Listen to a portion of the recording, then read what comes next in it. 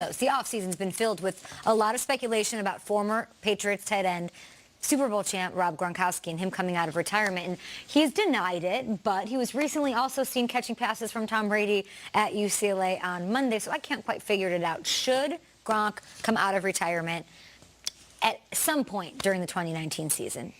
I'm going to say yes.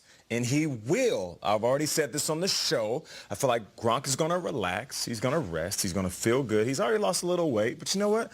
Maybe Gronk losing some weight makes him a faster tight end. Right around week 8, we will see Gronk in a Patriots uniform. And it might not be that they need him. Maybe he just misses the game and he wants to come back. So I'm going with yes. I'm gonna go with a big no. And I don't really care what the Patriots see. I'm talking about what I need.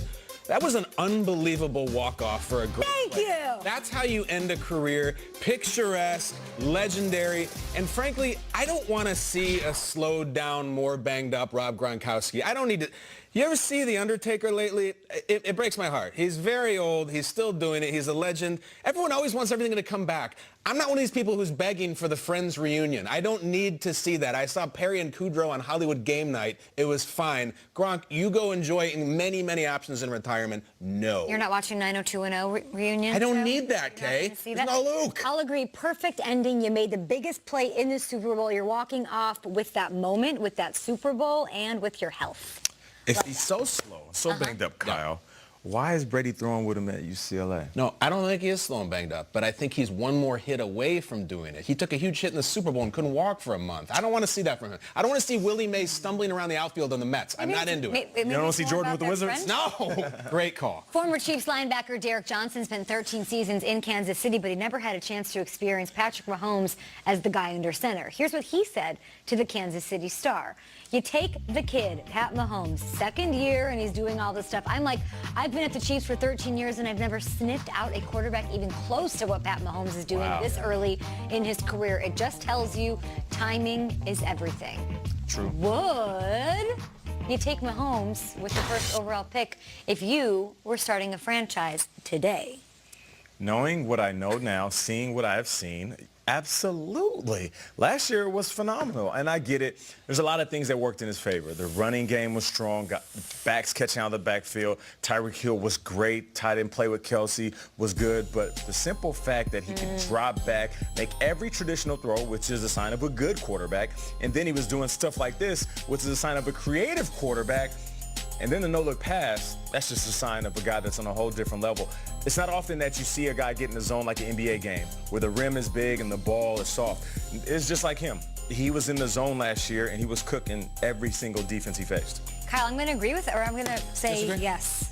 Oh, yeah, yes, there you go. And I'm not even the biggest Patrick Mahomes fan, definitely not on this show, but he's young. He's a great ambassador for the game. I feel like he's so much better than the other young guys at his position right now from a intelligence, football IQ standpoint and a talent standpoint. So I'd say yes. I think if you're picking a franchise #1 overall pick, it has to be a quarterback. I'll be a good teammate here.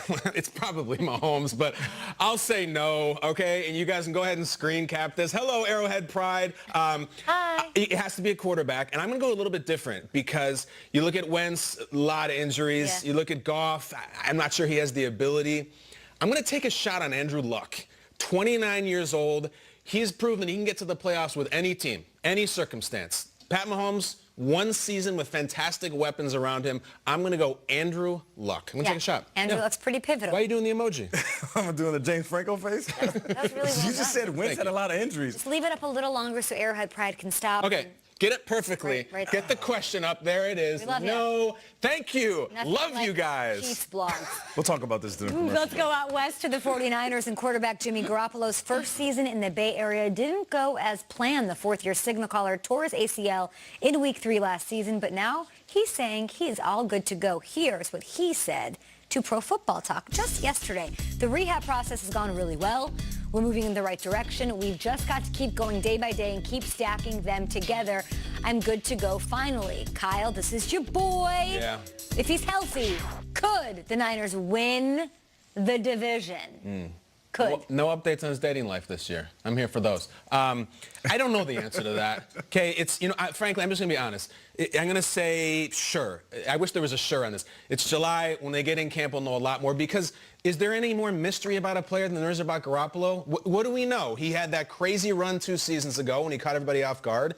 And then at the beginning of last year, he was okay, and then he got hurt. So sure, of course they could win the division, because someone always is terrible and then good, and I hope it's them. But I'm not saying yes. I actually think sure.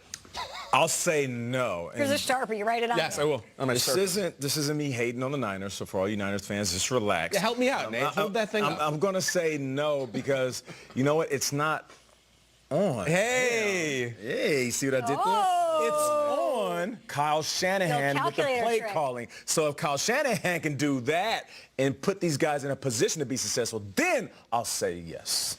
I believe in Kyle Shanahan. I have to say yes, because Shanahan got Mullins going. Like, he got Kittle going to another level.